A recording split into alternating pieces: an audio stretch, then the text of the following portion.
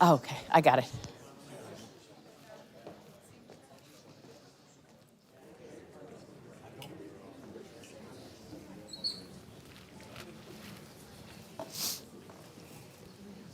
Good morning, everyone. Thank you so much for joining us for this conversation with the Treasury Secretary of the United States, Scott Bessent.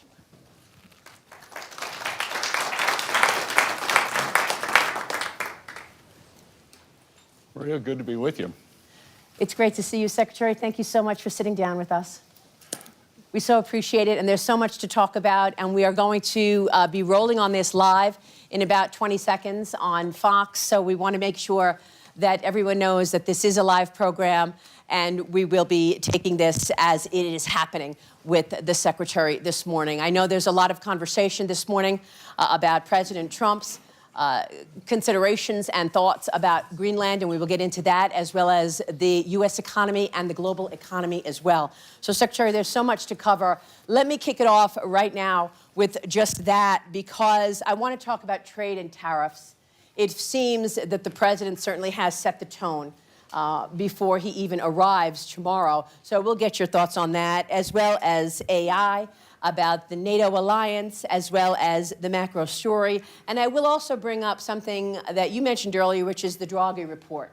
The reason that I'm stalling here is because I wanted the programming to catch up with us, so that we could begin live at 8:30. And in fact, we are beginning right now. Thank you so much, everyone, for joining us. I'm sitting now with the U.S. Treasury Secretary. Secretary, let me begin on trade and tariffs, because President Trump seemed to set the tone of conversation even before he has arrived by threatening tariffs on our European allies until they support his plans to acquire Greenland. How do you justify taking over a country when, in fact, Denmark and Greenland have said they are not interested?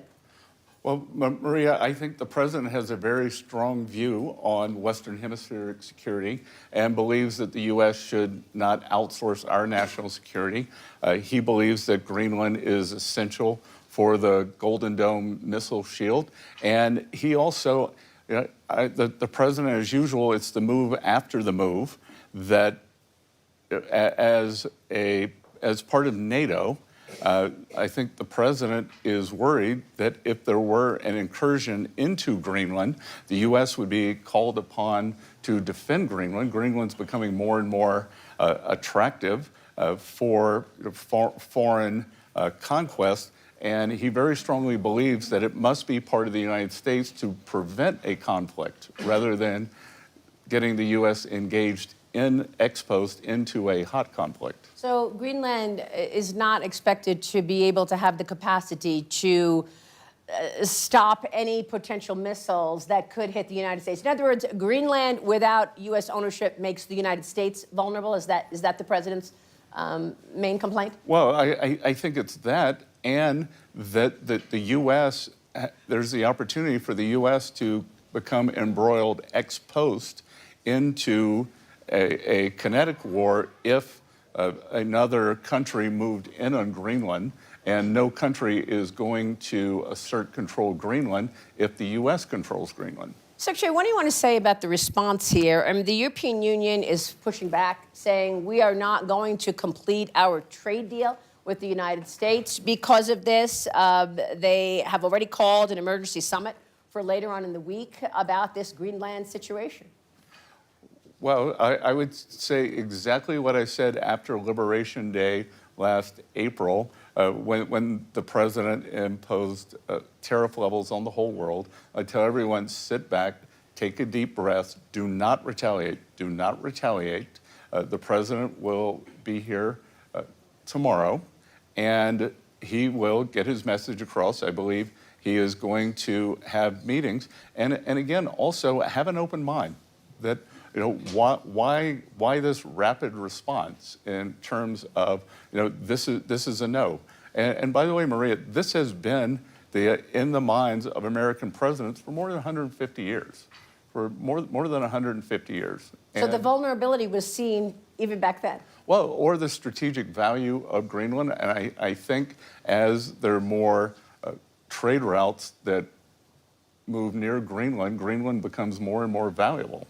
Secretary, we're already seeing a reaction from markets. You've got rates spiking in the United States, up 7 basis points on the 10-year right now. You've got rates spiking in Japan. What do you want to say about this market reaction that we're seeing?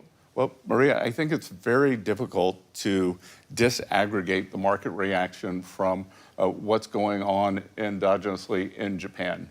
So Japan, over the past 2 days, has had a 6 standard deviation move in their bond market. That would be what has happened in the Japanese JGB 10-year would be the equivalent of a 50 basis point move in U.S. 10. So I think it's very difficult to disaggregate what the spillover from Japan is. I've been in touch with my economic counterparts in Japan, and I am sure that they will begin saying the things that will calm the market down. So what are the plans for tariffs on Europe then?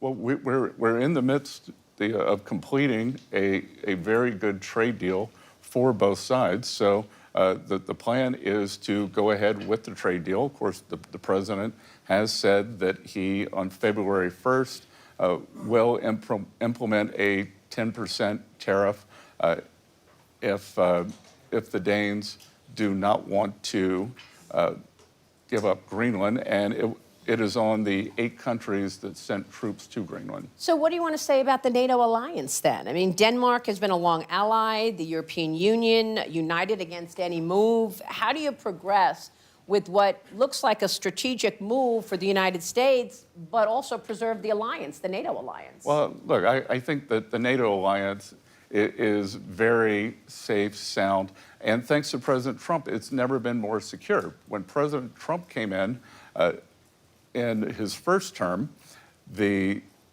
European countries and Canada were not meeting their spending quotas as a percent of GDP.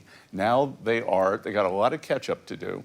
And Maria, to put it in perspective, the United States of America since 1980 has contributed $22 trillion more dollars, or spent $22 trillion more dollars on defense than all of NATO. So roughly the same size population, and we have spent $22 trillion more. That is 2/3 of our outstanding government debt. The Europeans have been spending the money on social welfare, on roads, on education, and it's time for them to pay more, which they've agreed to do. Yeah, many of them have already stepped up, like Poland. Everyone has except Spain. Okay. And do you not feel that a security deal in the Arctic would suffice in terms of Greenland? Well, I think what we're seeing, we're seeing with a base that we have shared with the UK for many years, the UK is signing the island over to Mauritius. So again, I can see why the president believes that for U.S. engagement, we do not want another Diego Garcia on our hands. This is a very important point that you make. In terms of tariffs, how much money has been